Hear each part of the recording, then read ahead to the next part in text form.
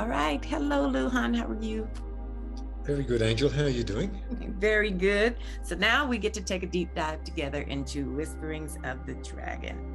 And I wanted to simply start out by asking you, why that title? What does that mean, Whisperings of the Dragon? Well, that's very interesting. I mean, if you take an incense, the way the incense flows through the air, it kind of goes like this. So it looks like a dragon. So it's everything that is in Low Empires is like the movement of a dragon. So even if I go like this is a dragon's head, then this becomes a dragon's tail, this becomes a dragon's head like this. So it's Whisperings of the Dragon is to unfoil or to undo or to uncoil realities inside of your body, so you can connect to those unseen realities. Okay, good. So Whisperings of the Dragon is just okay. I'm gonna explain a little more deep. So Whisperings of the Dragon is, whenever you see the five-finger dragon, it's always chasing a ball of light. True. It's always chasing a ball. Yeah. You ever seen it? Of some sort. Yeah, the orb. It's chasing the orb now. So if you could imagine, if you put your mind in front of you, but your mind is not the mind that thinks, it's the mind which realizes. So you're following the realizations like this.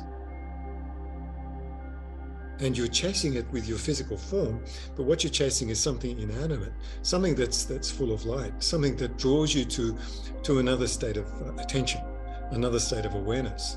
So you're chasing, when this drops into your body, it goes into the silent reservoirs, into the fascial reflex, into the bone marrow, and you travel through this to discover all the secret compartments that are hidden inside of your body. That's why it's called Whisperings of the Dragon. And like I said before we started the interview, the book is actually the introduction to Buddhahood. Please expound on that. That's great. I want to hear about that, how an introduction to Buddhahood, because that was pretty profound. And actually, that made sense with you talking about the dragon following the orb, or for us to be following it, just something clicked. So thank you for that. Well, if you look into a distant point and you ask your tissues to align or triangulate onto a distant point, you're asking your eyes, your ears, and the manifestations of your feelings to coalesce on a point that is intangible, yet you can travel upon those lines with the photons, with the available photons. So you cause a very, very unique type of entanglement in waiting for what's really going to appear from all your practices. So it's very, very magical. So when even if you just listen to Whisperings of the Dragon, it puts you into very, very deep states of realization. So you're following the instruction, but as you follow the instruction, you become the instruction, because it takes away your obstruction, which is your mind stopping you from realizing who you are on the path that you're meant to come upon in terms of your own awakening. And this is extraordinary to find that each individual's path upon that awakening is to switch off what we expect and to come to terms with what's manifesting in front of us that we can't see, because we've been socially engineered to be locked out of this type of awareness. And I don't think a lot of us even realize how we walk in that expectancy. We're trying to figure everything out before it happens and not fully present in the moment. Yeah. You said that it was the 8 gates of dreaming awake, and that the gates were portals within our biosphere that causes us to insert a momentary pause. Could you comment on that? Well, every time you go, actually are. Yeah, every time you go inside of your body, if you're the first barrier to the external world is your skin. So the frequency of your skin is like an antenna. So this is the first point of realization, that is the barrier between you and the infinite potential of our being. So when you realize that through touch, you realize that through the transmission of feeling, because if you touch something, there's an intangible element of feeling connected to that, in comparison to where we are as an open-hearted being. So that's the first gate, but the first gate has many different points of awakening in terms of connectivity with other human beings or beings that are on our path in terms of helping us realize who we're really meant to be through the subtle communion of just actually being in the presence of somebody else to awaken what you really meant to realize. And this is a very, very deep path. And you turn your mind off, you reverse your eyes, you reverse your ears, and you go into a very, very subtle feeling. And this has ramifications in terms of switching something off and then switching something on. And in the last interviews, in terms of power of emptiness, we talked about Naga, which is the blood vessels or the coiling capacity of our body to accumulate energy through those vortexes. And we're subject to those vortexes continually. So when we interact with somebody else's vortexes, then a mechanism of growth occurs. So even if you look at the first gate, there's two people.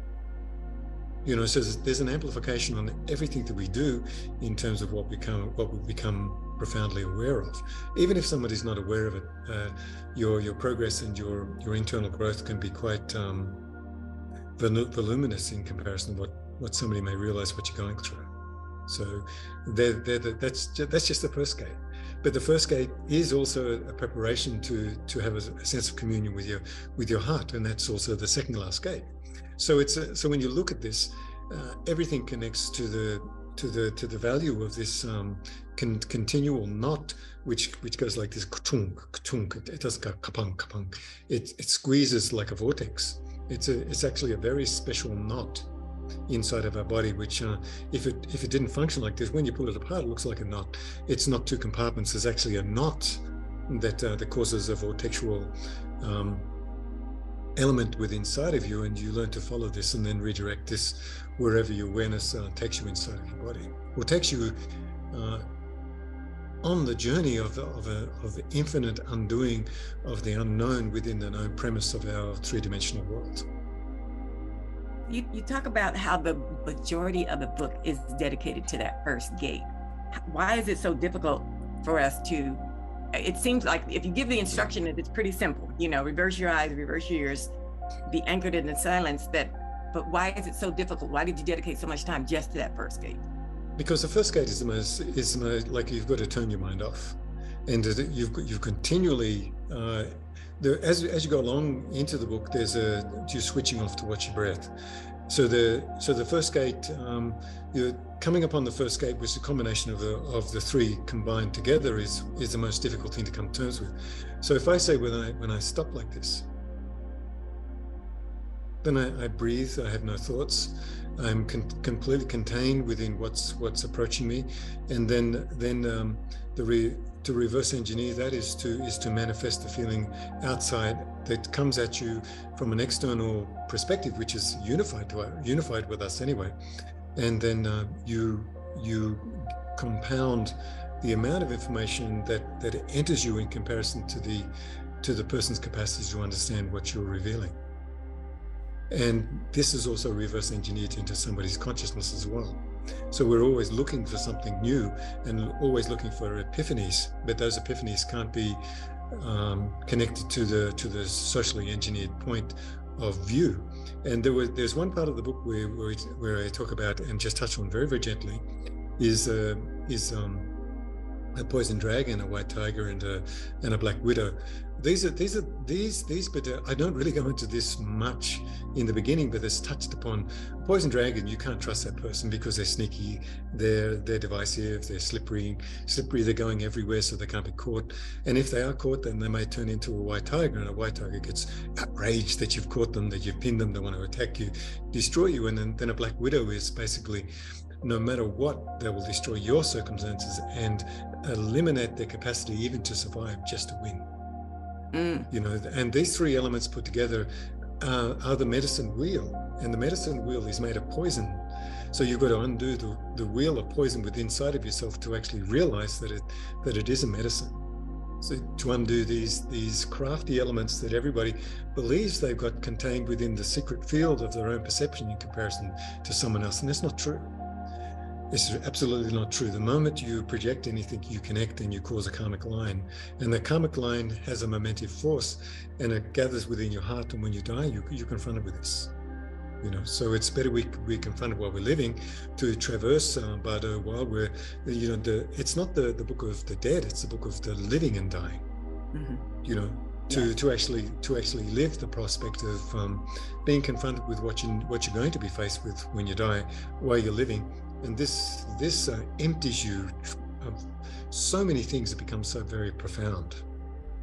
So when you talk about that, oh, I'm sorry. No. I've gone off into a completely. No, but that's good, because when you talked about how, this is living recapitulation, when we are fully present in the moment and know what to do in that time, and we don't have to go back. It's not necessary to go back. That time is constantly escaping us. Just wanted to kind of reiterate. When you go through that focus, to go through Bardo for current things, if we're living in recapitulation, what happens to that we stored up? Do we still have to face that? Say we're mastering this. Well, we're being tested every single day. Imagine you got somebody come up to you, they embed a feeling in you, you're being knowing and not doing particular elements of it so you can free yourself.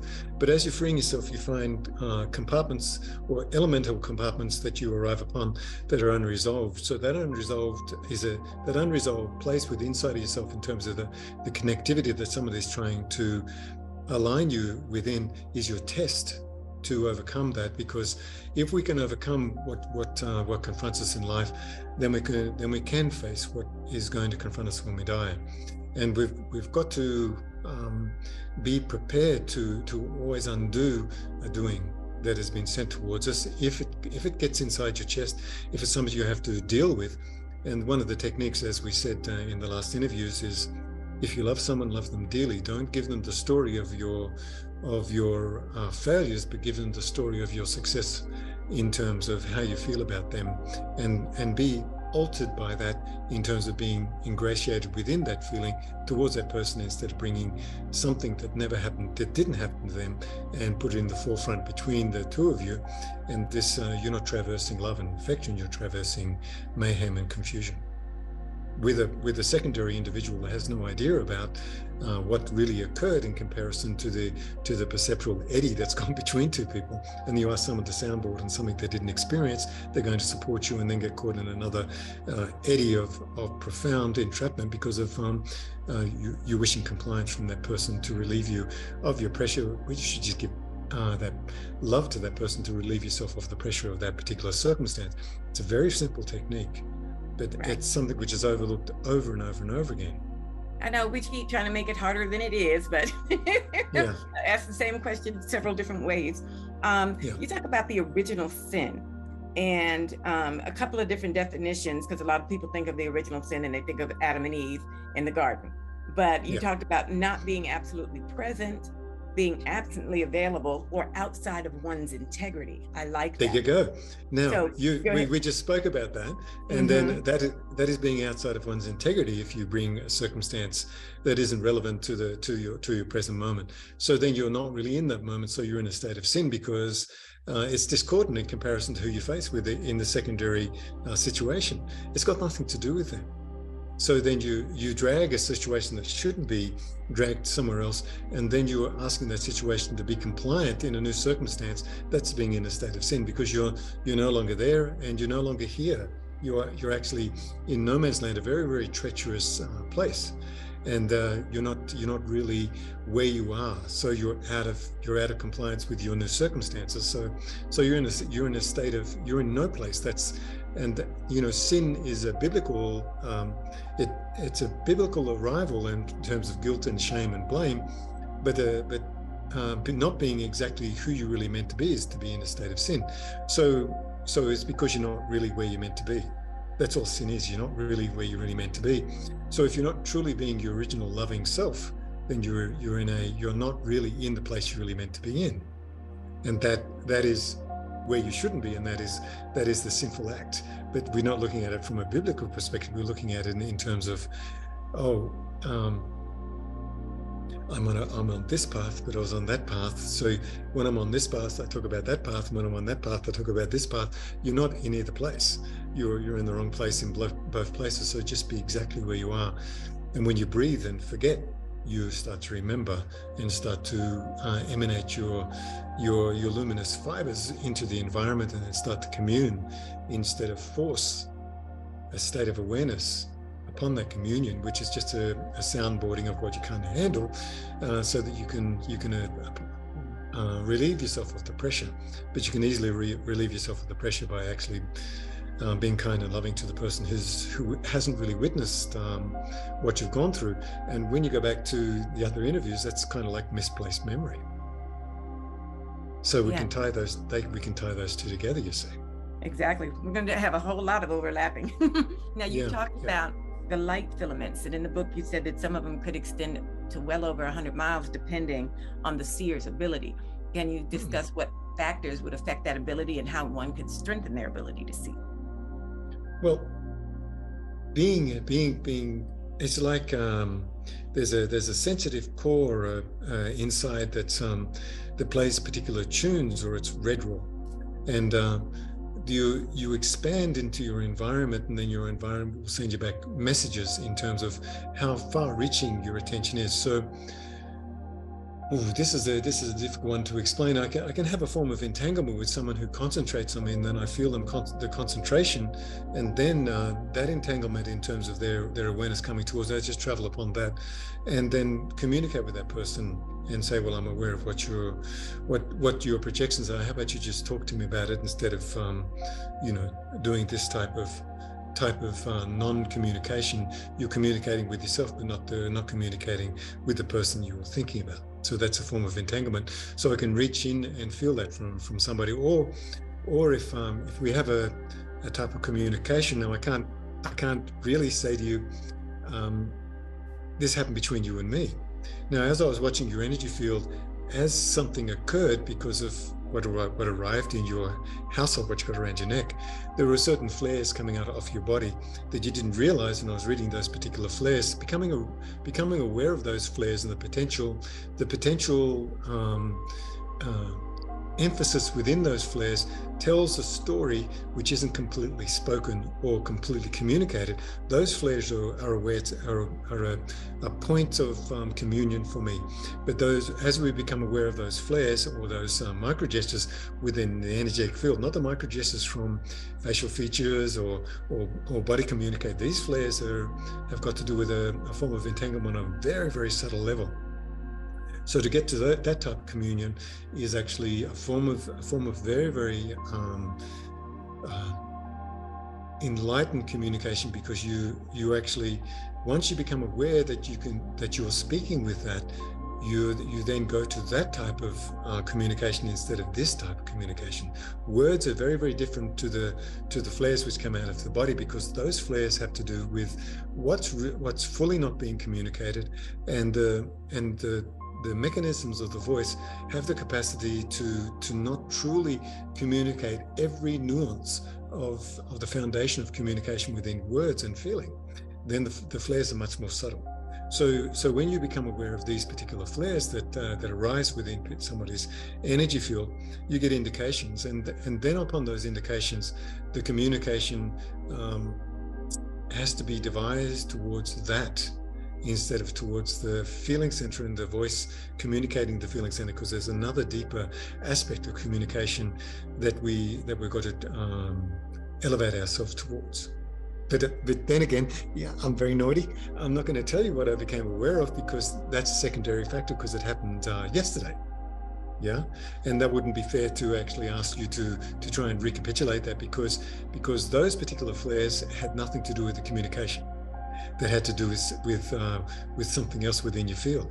And next time it happens, I'll communicate with you, and then if you can capture this within yourself, then you will actually draw all your communication into the center of your voice, without the mechanism of these flares being randomly released, so you can become more than who you are.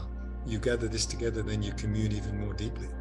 So are these flares like discharging energy or life force? Yes. Yeah, It's like a discharge, but let's say if you've got an electromagnetic field and you put your hand within that electromagnetic field with a confluence of physical communication, the magnetic field will emanate a different shape just because I put my hand there.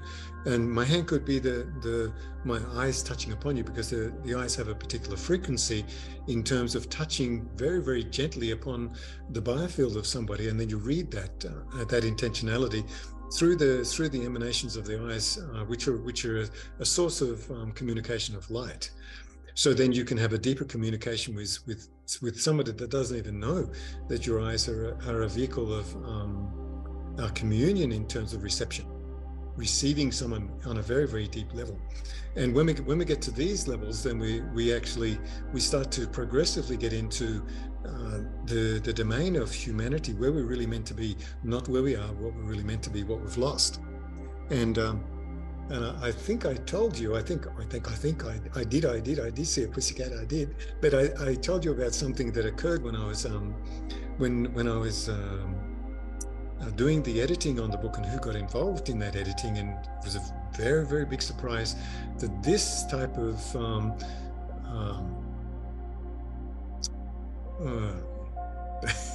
how can I say it without being conspiratorial, having these three-letter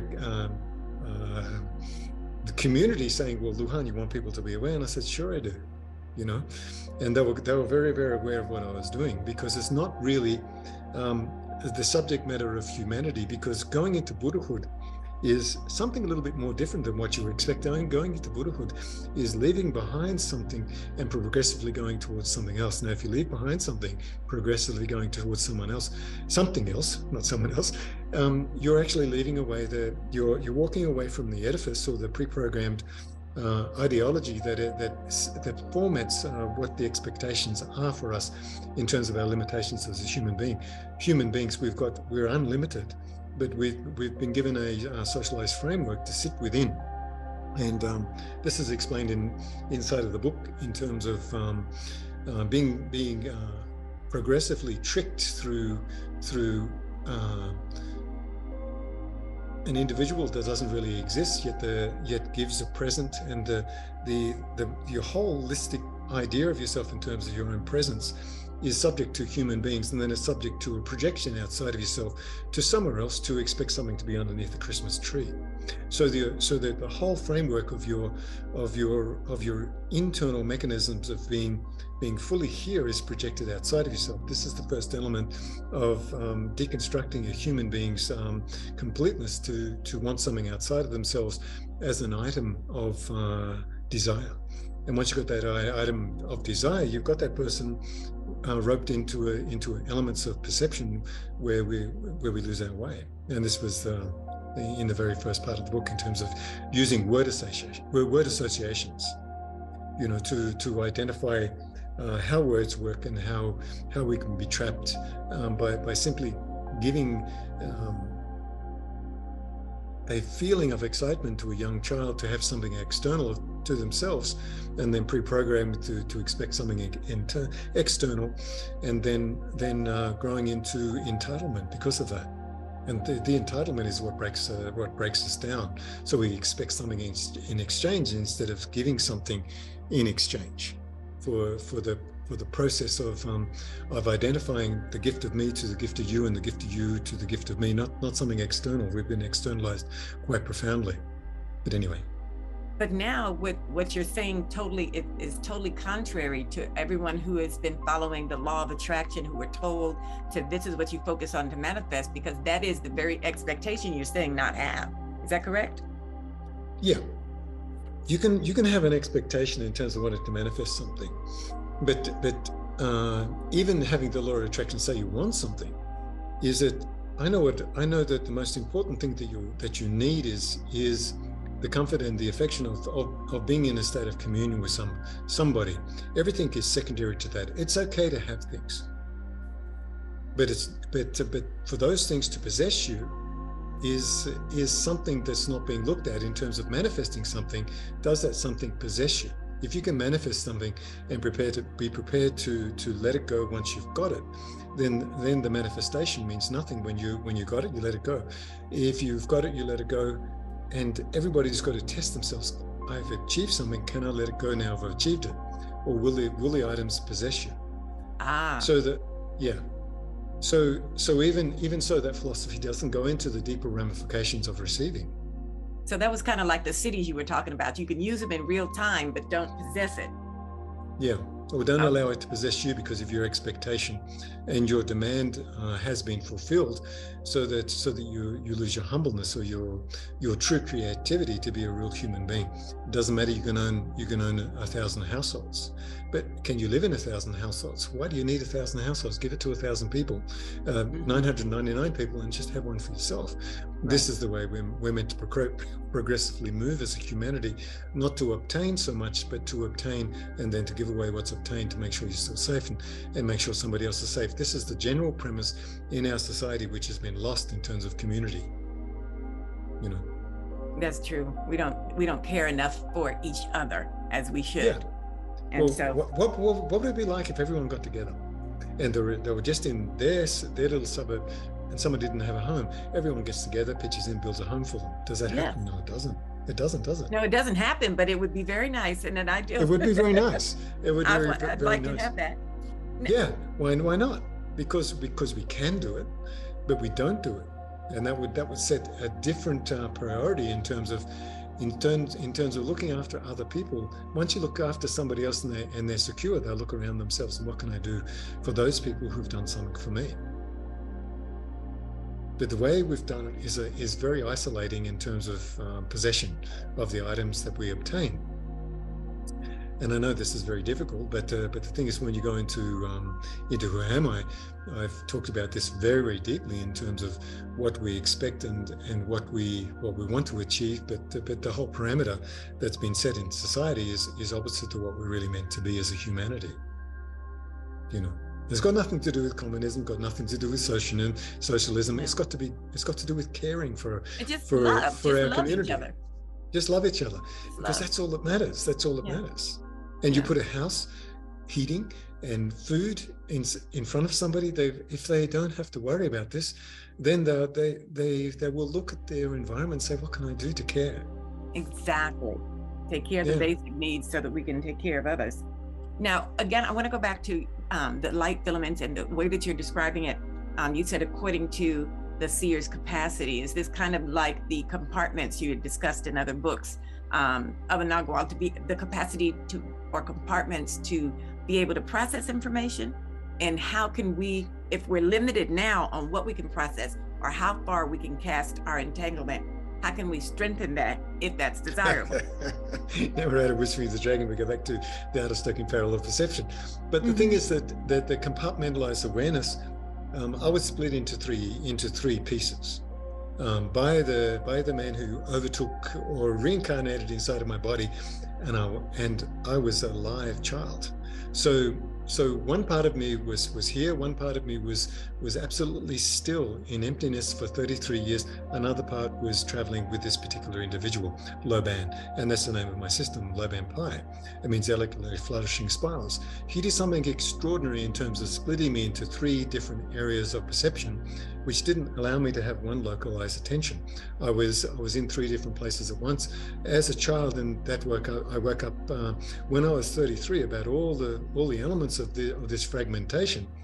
So this is kind of very, very difficult to explain, but it means a diffusion of your capacity to actually assign your attention to what you think you know. You can't really know something if you're split in three different spots. So that fragmentation is not like a normal compartmentalized circumstance in terms of, say, they want to reverse engineer something, they get somebody to do this part of the reverse engineering, they get somebody in this compartment, but they don't communicate with each other. So these compartments are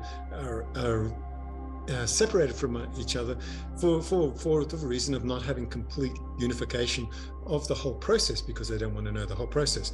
But with a human being, when you're isolated like this, from a universal perspective, you become, this isolation stops you from being absolutely focused on one point. And then as you're diffused, the diffusion of these three different points give an explosive feeling, because you're not in either one spot, but the spot that you are in is magically infused with them simultaneously. So you do have connection to those compartments, but those compartments awaken as you progress as a human being, with a separate compartmentalization in terms of keeping someone from knowing that there is never, the twain never meets. It never comes together, because the general premise behind the compartmentalization is to not let one person know what the other person is doing, so that there's a fragmentation, so all of it can't be put together. So we become knowledgeable about the nucleus of what we're doing in terms of the holistic effect of each compartment, not being able to converge upon one point. But with a human being, when we're disconnected like this, we still have the entry point of a neutral point, which will draw upon all the information in terms of our capacity to understand, in terms of our original framework. And that's when we truly are on our path, because only what will come to you is what you can bear and what you can manifest in terms of your communion with other human beings. And that is not limited. Every single year that goes by, I'm realizing more and more and more what happened to me from the age of 6 till I was 33. It's still coming at me, but I've let it go. But it's still coming at me. But if I held on to it and tried to work it out, then there would be no working it out. I've got to let it go so that it can encroach upon my emptiness and then reformulate who I am into something else. So I'm very lucky. That's definitely. I went off into a tangent. No, that answer is going to take another listening to, because there was so much in there. And as I was starting to see stuff, you went on to another. I'm like, okay, I'm going to have to listen to that again and again, which is okay. The last question I'm going to ask you, I think that we've probably discussed this before, but just to make it clear, some people, how we can either block or prevent people from infringing on us. Like you said, when someone's thinking about you and their light filaments reach you, if it's not something that you want, you don't want that connection with that person, but you feel pulled when they're thinking of you, or they're fantasizing or what have you. Yeah, that's got to do with your being and then knowing has to be your knowing has to be deconstructed in terms of how you're affected, so that you can understand that you need to go through these obstacles to get to a state of such subtle refinement that these tests are important, because you need to break down the areas of entrapment in terms of your feelings of being encroached upon, because from an engineered perspective, we've been encroached upon terribly, but we're unconscious of that encroachment. But when we become conscious of the localized encroachment of someone's awareness toward you, it's a test to undo everything which has been done to everybody as a collective unit of information. So this collective unit of information is separated by tribes, just by even different ideas, different philosophies, where it all comes down to we're human beings. That need to eat, need to sleep, need to have comfort, need to have shelter.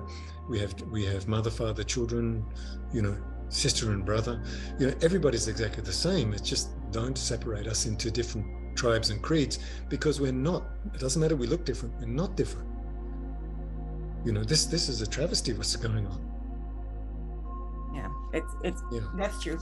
I mean, we as a people, that's true. There's nothing I can add to that. But I want. Anyway, blah, blah, blah. Go ahead. No, go ahead. Go ahead.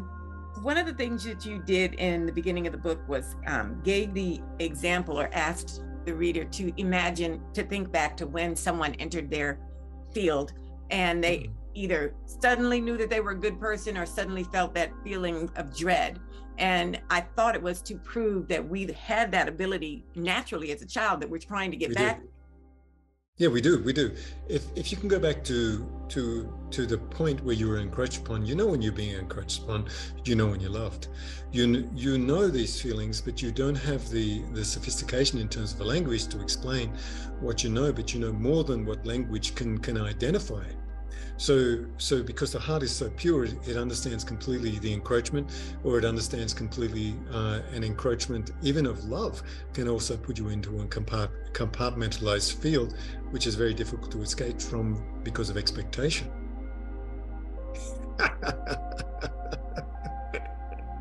I saw that. Drinking water.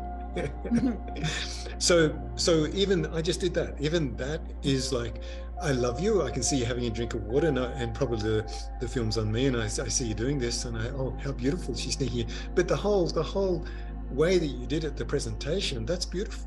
So I know I'm seeing you, and you're seeing me, looking at you. There was nothing but affection given back in terms of the excitement that you're doing something you think it's hidden and stuff like that, but it's not.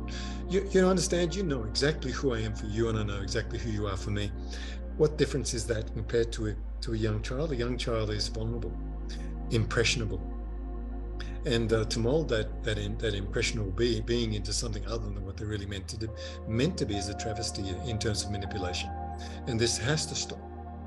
Yeah. So and you talk about that manipulation being that first lie, and that's when we got to wordplay. You know what we do to the kids. Yeah. Anything more you want to say about that? Because I thought that was interesting that that's a lie that has been told. And it's not culturally specific, or, just here. Around the world, kids are told a similar tale. Yeah. They're to put you into a position of desire, or a position that if you don't do what's right, there's a punishment there waiting for you. So they set the child up through fear, instead of giving the child the notion that they can go out into the world. They will find monsters somewhere. But if they're given the monster straight away, they're encroached upon immediately.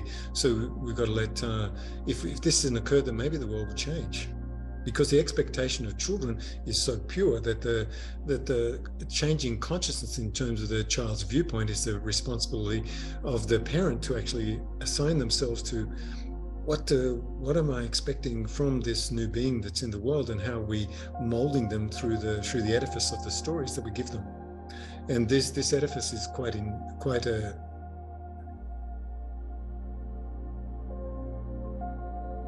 I've forgotten the word. I can't get to the word. It's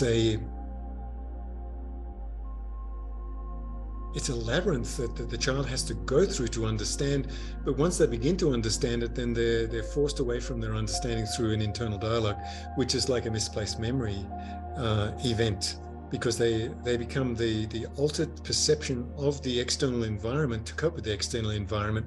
And this misplaced memory is very difficult to get back to find out, how did I define myself like this? Because once I begin to function like this, I forget who I was.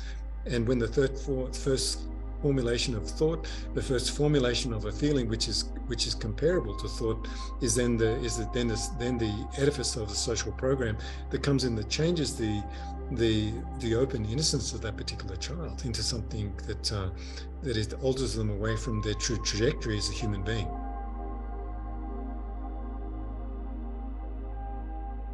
And we're still trying to get back to that. We're still just trying to get back to that childlike knowing, but now with the added knowing what to do or not do. So the impressions were there. Yeah. But it's quite complex what I did in this book, actually. But it's a very, very beautiful thing to actually realize that there is a complexity, but as a complexity is explained, it's undone immediately. So the book is a highly refined explanation of a meditative state. Is a realize, release, realize, release, realize, release. Yes, thank you. So thank you, exactly. So that's the release part. Like I said, sometimes that release is just right action of knowing what to do in that moment and let it go. Okay. Yeah, absolutely. Now you talk about when you're interacting with someone, again, going back to the light filaments and just interacting, you said that you take that person into your being. Mm-hmm. Can you describe that? Well, if I'm empty, then anything that comes into that emptiness is amplified in terms of the frequency that comes into this area, because the frequencies are so refined in an empty state. So when you do La Vampire, you empty yourself of certain proclivities. You undo these feelings through movement. But as you undo these feelings through movement, you become emptier and emptier and emptier. And when a frequency comes in which is discordant, you can speak on the behalf of that, or you can realize you're still entangled within the feeling of that transmission from somebody else, and that entanglement will teach you that you haven't quite dealt with the entanglement. So there's it's either you understand that you haven't moved away from the elements of just say anger, and then it promotes anger inside of you. So then the emptiness is still, your own emptiness is still approached upon by yourself in terms of your reactivity. But if you don't have any reactivity, then the tune will be plucked within inside of you in terms of that magical eternal harp of emptiness. It will be like a refinement to reflect upon what is entered, so that your voice has the capacity to communicate or to commune. And as that communion occurs, you empty yourself of that proclivity that's been sent to you by virtue of the truth of that being communicated. Now, communicating with the person who sent it is the only viable option. But if you get something inside of you that you can't quite manage, then you turn it into love and devotion for the people around you, so that you can amplify the original statement of the universe in terms of its protective mechanism of feeling of abundance. Yeah. That was very clear. Very clear. Now let's talk about Tingjin, the martial art of listening. Tingjin, yeah, Tingjin okay. is basically your listening capacity. Now, your listening capacity, say, my eyes listen by looking inside of my body. Even if my eyes only have 2% value, I look at the world with only 2%. 98% of myself is listening to the vibratory essence of anything that I'm looking at, but I'm not attached to what I'm looking at because I'm only touching on it very, very lightly. Even though even if I spread my eyes around the room at the moment, I'm already familiar with the room. So there's only 2% of me in the room reflecting me back. But there's 98% of realization inside of myself in terms of is there any discordance that I need to rearrange so I can become comfortable, and then you peruse the room, and then you realize that if you don't have an internal dialogue, your whole emphasis of your hearing is 100% externalized. And then as this is externalized, like if I hear a bird singing in a tree, then that externalization will reveal a very, very unique feeling inside. So you look at the world with 2% of your visual capacity, 98% is within you. Then you instead of listening to your internal dialogue, which is everybody listens to their internal dialogue, so they're 100% caught within their mind. So if you because you're listening to something you can't hear, that's your own internal voice. So listening to what you can't hear is to allow your hearing capacity to be externalized 100%, so it empties you of your expectation of thought forms. So your thought forms then are divided and then broken. It becomes broken. Your listening capacity goes outside.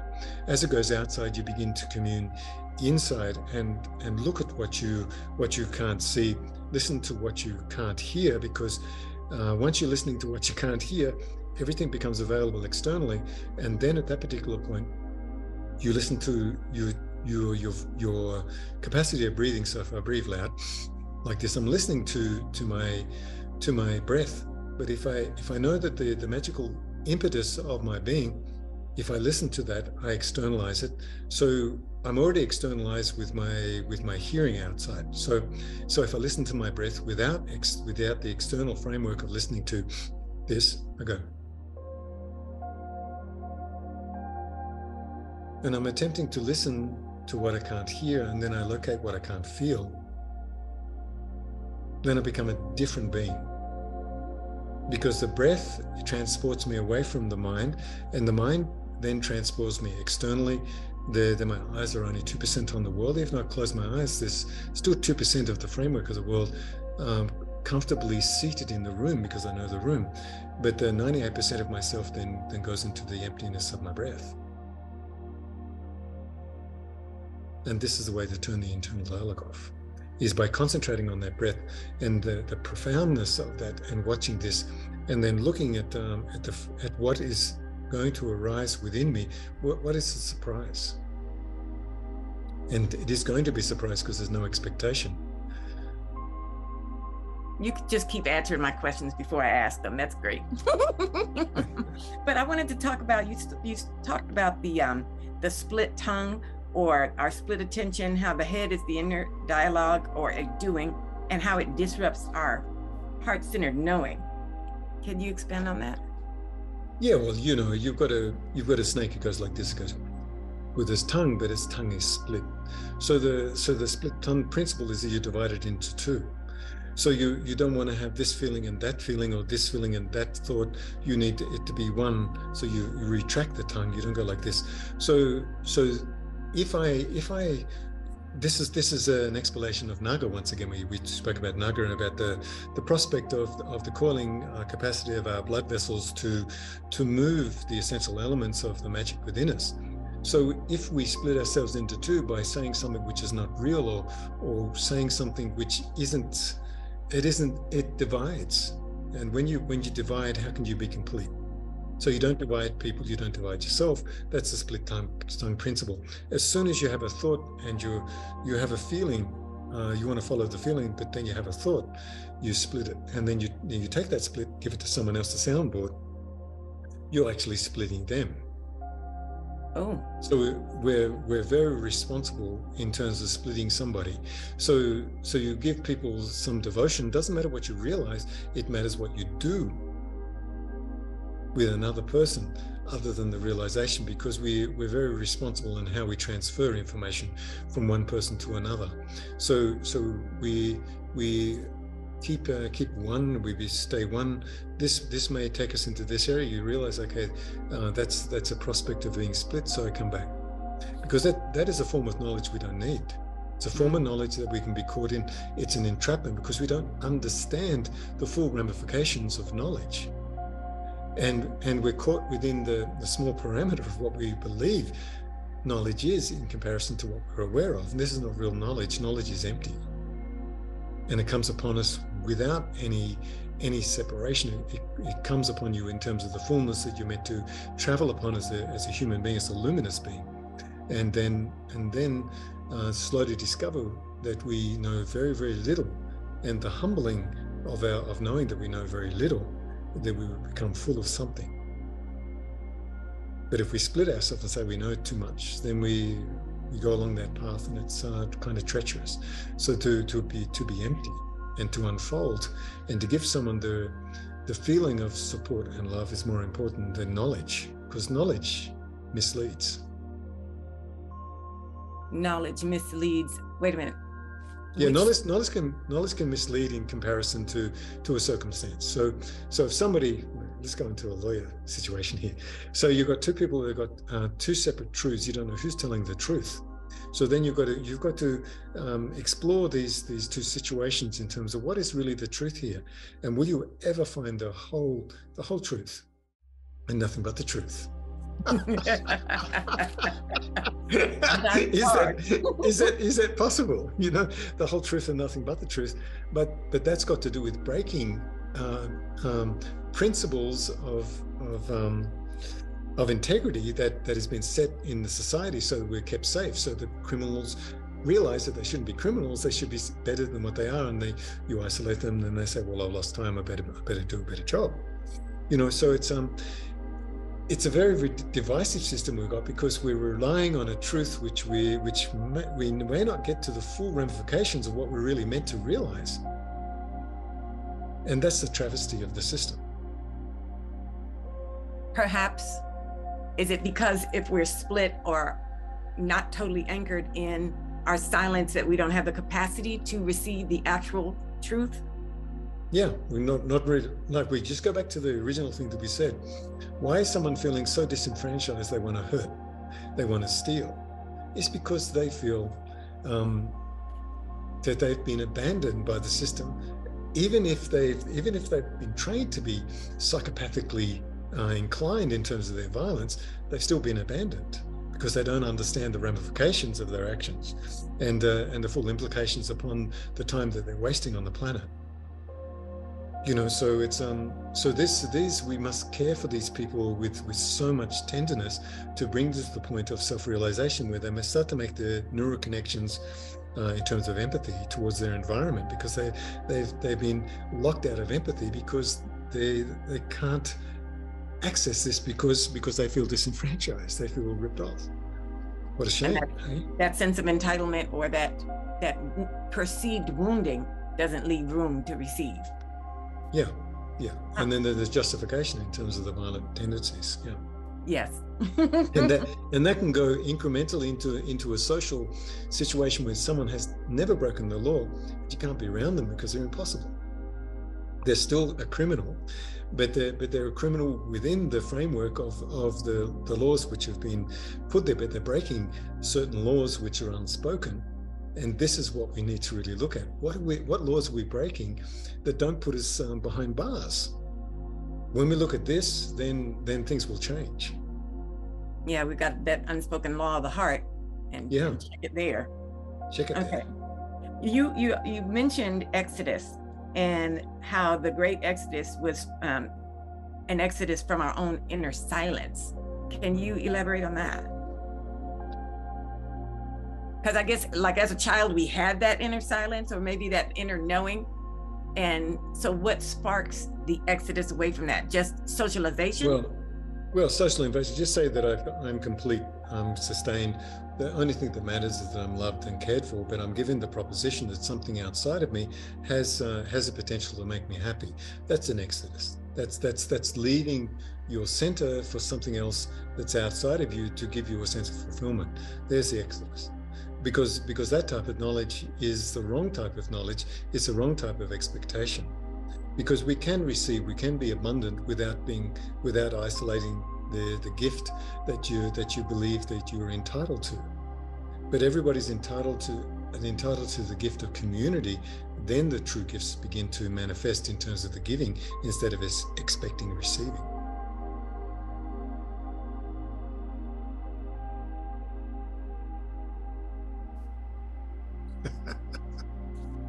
I'm sorry, you stopped me. So I'm still trying to, I'm picturing the exodus from our inner silence. And basically we just need to remain centered and in our center. Remain centered. As you know, it's okay to have a goal, but you can't allow those goals to trap you, because you can't really take anything with you. So that the exodus from our innocence is say that somebody gives you a terrible feeling in terms of the vulnerability you had. That's an exodus from being open to something else other than being open. Is that pushes you out of your comfort zone into a protective mode of, why am I being attacked? I don't understand why I'm being attacked. And the innocence is encroached upon like this, and then the person grows from that perspective in terms of trying to understand and assimilate the information in a way which will protect them from that. But there's no protection from that in the beginning. That's where the confusion starts, where you have someone come into the room, like I explained in the book, that totally loves you and gives you a feeling of comfort. You know exactly what you're feeling from both perspectives, but you can't verbalize it because your sense of feeling is so strong and so voluminous that you don't have the methods or the means to communicate on a verbal level what's going on. You assimilate it, you understand it deeply, and then you get encroached upon a little bit more without the understanding of what needs to occur in terms of what's going on here. You get entrapped, and then you leave your Garden of Eden. You leave your safe haven to try and cope with the external world. But the external world will give you a pleasurable response, a non-pleasurable response. Maybe both of them are a form of entrapment in terms of, what is that person going to expect of me in the future because they've been kind to me? It slowly transforms once again into another form of exodus. Okay, I like that. Yeah. Now I understand better. Yeah. Now I understand better. That makes sense. You mentioned in another book, I thought, and this one, that you can gather and store your inner silence. So is that just spending more time in meditation building that? Or could you help explain that? How can I store my silence for use? Just by breathing.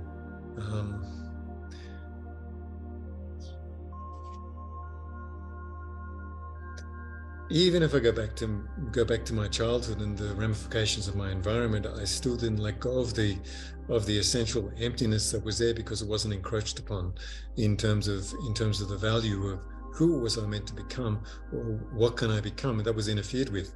So the interference was a boon as far as I was given drugs as a child, very, very strong sedatives to stop me from speaking and acting and doing the things I really necessarily needed to do by someone who was affected by Munchausen syndrome. So Munchausen syndrome is basically if the kid's got something wrong with it, I'll get attention because I've got a problem child, but that was set up. So that was a good thing in the way to forgive that person, and also to understand that they actually did me a favor. I couldn't turn my internal dialogue on. I couldn't quite engage in the societal parameters because I was locked out because I was so diffused and so drugged. So when you look at this was a great thing. No shame, no blame towards that person. They did the wrong thing, but it was the best thing that could be done because I didn't take it in a way which could have made me into something that I could have been quite resentful about. But I wasn't. So I'm very lucky in terms of not going down that pathway. So I know that I could have, but I didn't. So then if I didn't and I could have, then I understand what people could have done and what they did do in terms of what they could have refused, and realized that it wasn't a mechanism for them to grow into. Do you understand what I'm saying?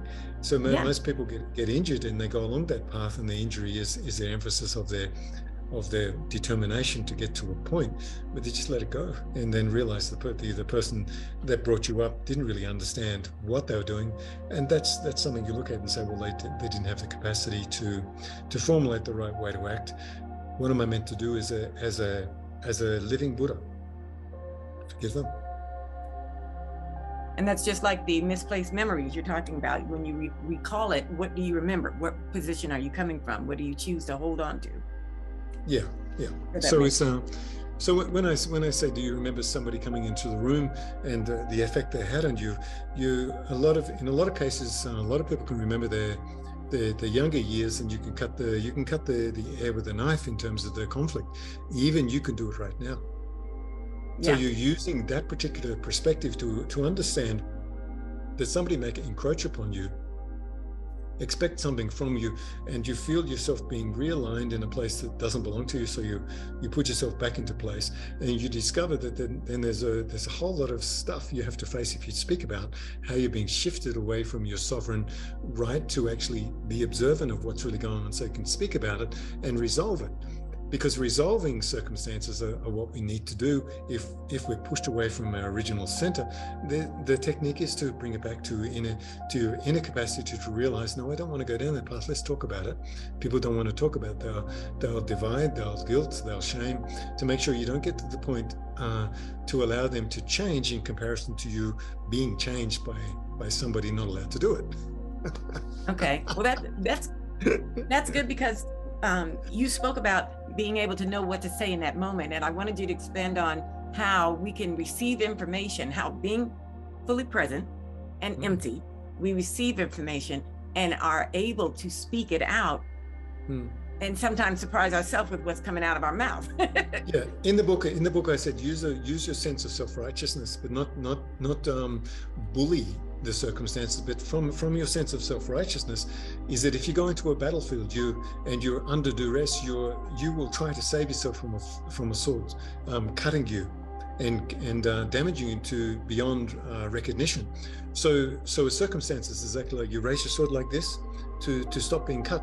You'll raise self-righteousness like this to stop something cutting into your very being, and you'll just raise your sword to deflect it and say, look, I don't want that. My immune response is my self-righteousness, my voice to say exactly, and then if you're with the right person, then it'll be a very, very enlightening debate in terms of coexisting with each other to find the balance of how can we exist together, because now we're communicating about something which is not communicated, and this is very rare in relationships. Everybody has this is rare. Yes. You know. Very, very rare. Yeah. So if you can get to that particular point and identify with your voice, no, I don't want this to happen. Can you examine what you just did? Let's navigate this. People don't want to do that. They want to fight. They want to fight you and put you off point. And the self-righteousness has to stay on point. And if it can't speak, it's allowed to see. If you can't resolve it, then the person shuns themselves from you. You don't shun them; they shun themselves from you. So now we reverse engineer shunning. And it's not that you shunned them; they don't have the capacity to commune with you, so they've ultimately started this process of shunning. Now that makes sense as to why some people will stay away. Yeah. That does make sense. You spoke about knowing, we talked about taking someone inside of you, but you said you can't know another person until you first know yourself. And what type of knowing, I can look at the mirror and recognize myself, but that doesn't help me to know myself. How can one learn to know themselves? Is by diligently. Life is like the art of war, is that anything that comes in, you identify, amplifies who you're really meant to be. So you practice identifying the amplification of what you really expect of life, and then you start to navigate what you expect in terms of what's out of the bounds of the expectation and what's truly rightfully there in the expectations, to discover who you really are.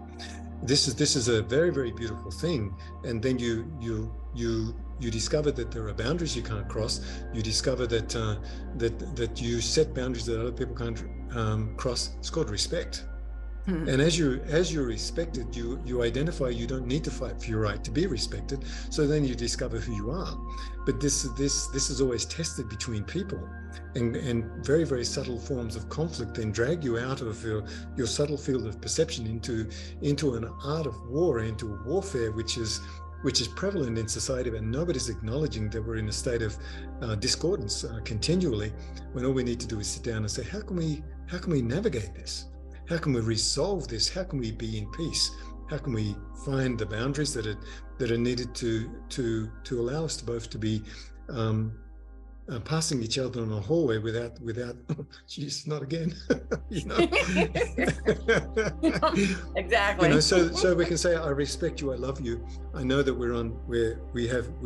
we agree to disagree, but that doesn't really matter. If you can't align, then you must be in an environment where you don't have warfare because you can't align. You just accept it, and slowly but surely something will bring you together in terms of a goal that needs to be met. And then you'll discover the person that you couldn't find alignment with has a particular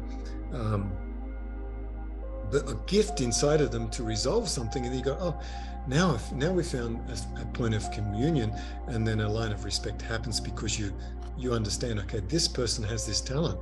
Well, we didn't see it because we couldn't commune.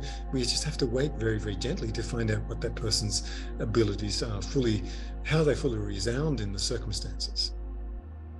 I don't know. I hope I explained that well enough. No, that was good.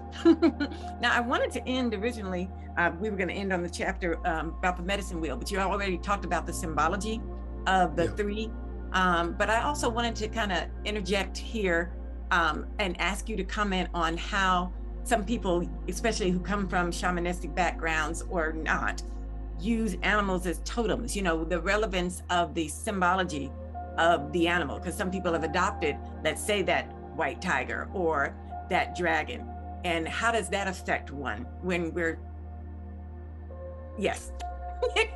Okay, it's like if you have a sense of communion with an animal, you don't encroach upon that animal in terms of your divisiveness to use it as a totem. The animal itself has a particular limitation in terms of its habitual routine.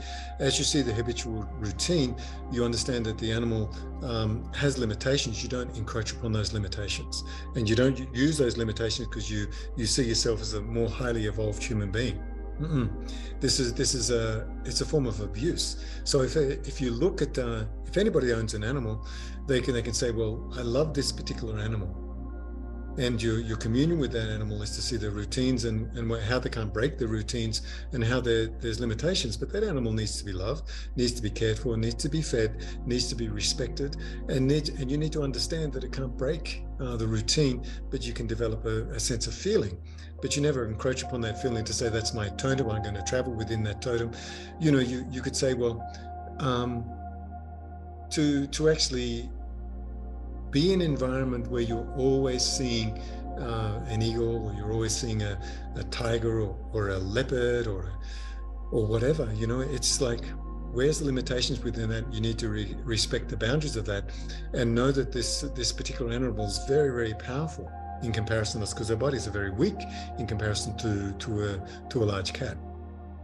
So then it's the boundaries are very, very clear, because you become food for them if you overstep. So I don't really believe it's using a totem like this is totally coherent.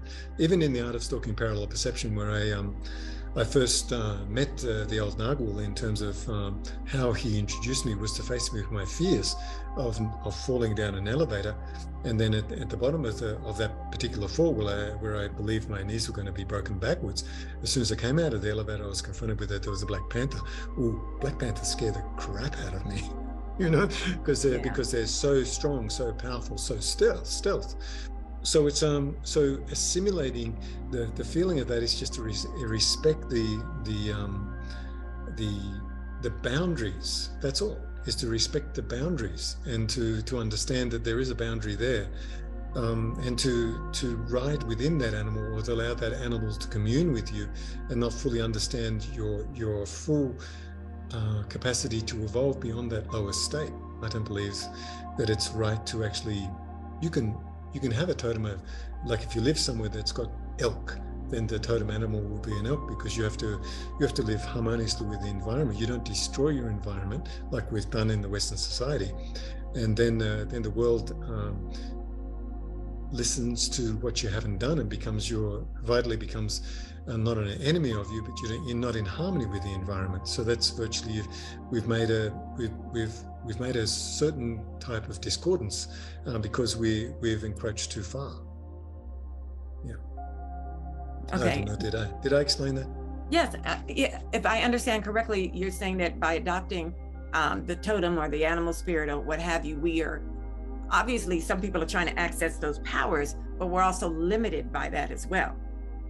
Did I understand that correctly? You'll be limited if you want something from that. But just say you go to an island society where they have a relationship with the whales. I mean, it's because they travel upon the feeling, and then with the feeling then will show them something, because the animal is aware of some subtleties we're not aware of.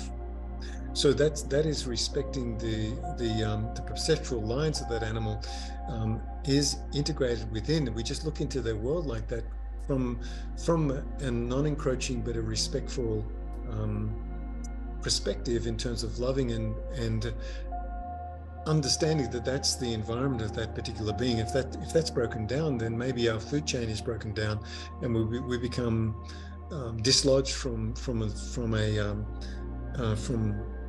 all of the environmental safety mechanisms to keep us alive, if we don't understand those mechanisms. And we are doing it right now. We're destroying everything. So because we don't understand that, we'll be led to a form of crisis, because we didn't look after the world we're meant to look after. We've used it for our own ends and means. Isn't that a form of shamanism? What we've done over the last 200 years to our environment? Definitely not being the best stewards. Not being the best stewards. So when you look at that, if a American Indian was to take two young men and kill a deer, the moment you draw the bow, the deer has already been destroyed within you.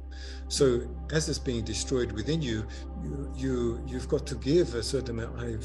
So sorry I've taken your life, but we need to eat and everything like this. And then the spirit of that is that animal then goes inside of your body. You need to respect that the spirit of that particular animal by being so devoted to it, because it's life. It gave its life for your existence. But if you go beyond that and start to use the consciousness of these particular beings, it's kind of wretched as far as I'm concerned. Okay, yeah. Now I see that. Okay, that makes sense. So I just wanted to end this video again by wrapping up the medicine wheel. The reason why you talked about the symbology, so we can identify the characters in our life that are demonstrating some of those characteristics, and then what do we do with that knowledge once we have it? Well, then you have to destroy the things that you see from other people, that they don't exist within you. And that's the medicine. That's the medicine wheel within ourselves. If we're challenged, just say we use a black widow that will want to destroy everything, and even destroy its own circumstances to so-called survive, they don't survive. So you know that you wouldn't tenderly go down and pick up a black widow, would you? Because it'll just go clunk like this. What are you doing? You shouldn't touch me because I'm going to destroy everything that comes in my environment. And they have this type of awareness. If you go to a white tiger, if you tease a white tiger, the white tiger is going to come at you and never forget that you've teased it. It will want to destroy you.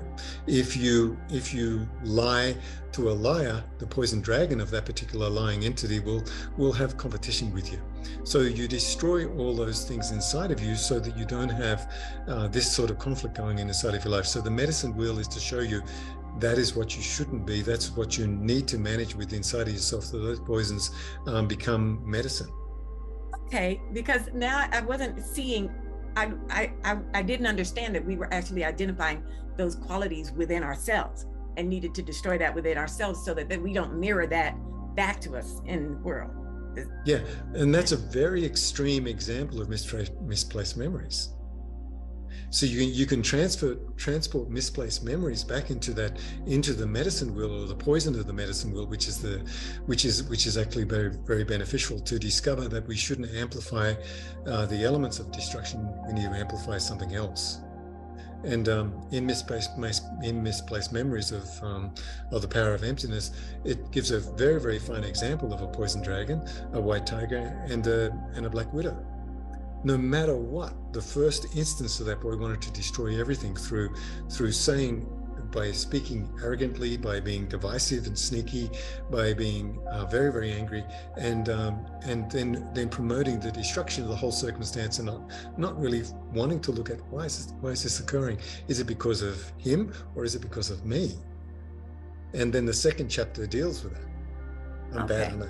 Yeah. No, that makes sense now. That makes sense, because I just couldn't, there was something that wasn't fitting about the medicine wheel, and I'm like, I know you put it in there for a reason, I'm missing it, but now it makes more sense. We need to find that within ourselves and root it out. Yeah, and in every book, like there are 9 books, I haven't finished the 9th book yet, and that's got to do with Yeshua, but you'll find in every single book has a track back on all the techniques. It weaves like this. It's very, very consistent.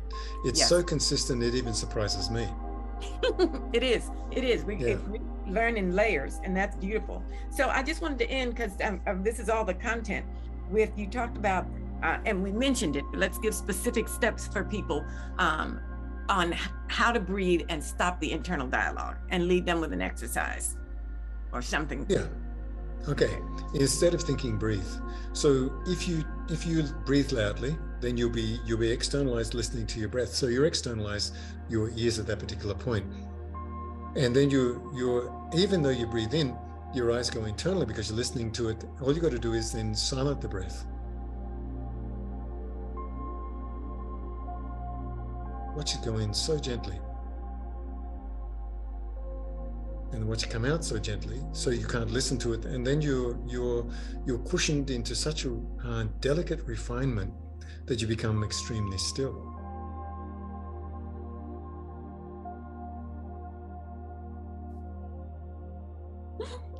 So we're listening and we're watching the breath.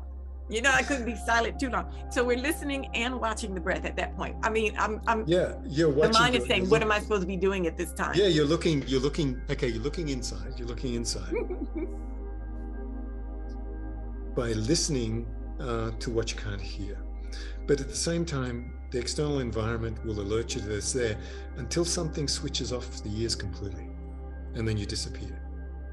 And then you're totally in a new state of consciousness, because the ears will anchor you outside, the eyes will anchor you inside, your breath will anchor you inside, until the external environment will switch off. Then you're nowhere at once. As soon as you're nowhere, you're somewhere quite special.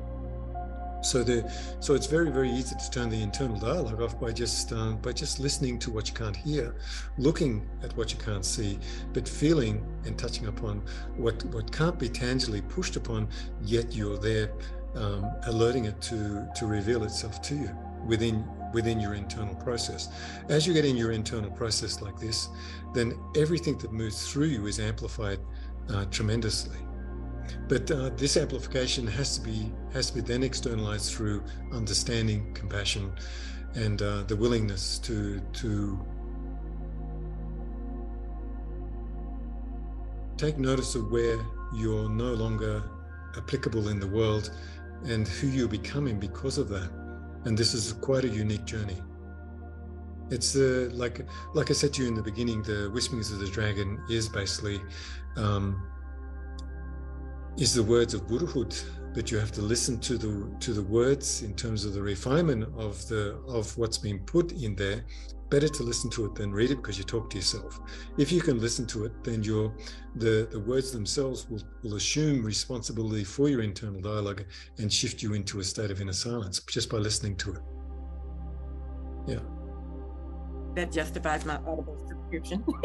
Yes, there you go. That is a great place for us to end, Muhan. Thank you so much. And then we will continue with the next part. Okay. Lots of love to you. And love thank to you so much. Thank you, everyone. For Parallel being here. Perception community. Don't forget parallelperception.com. And love to everybody.